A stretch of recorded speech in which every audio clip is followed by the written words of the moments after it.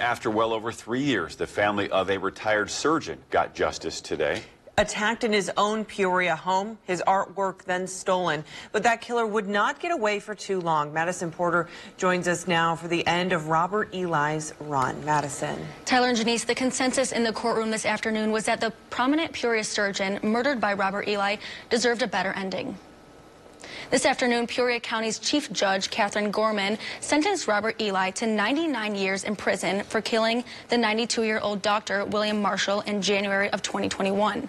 Eli also received an additional 15 years for that art theft. Back in February, a jury found Eli guilty of stabbing Dr. Marshall to death and stealing 7 antique paintings worth just over $200,000. Police arrested Eli in St. Louis and believe he was part of a larger burglary ring that victimized elderly people in central Illinois. Before Judge Gorman handed down her sentence, 4 family members confronted the killer, praising the work of the detectives and prosecution.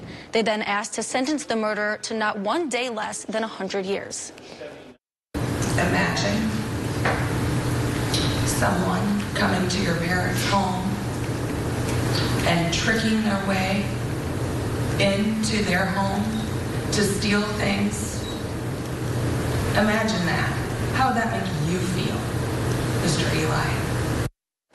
Assistant State's Attorney Deb Shelby agreed with Dr. Marshall's family, asking for not a day less than 100 years. She emphasized a sentence in one of the victim impact statements that said, "It's sickening that the same tool, a scalpel or a knife, that Dr. Marshall used to save lives is the same one that took his."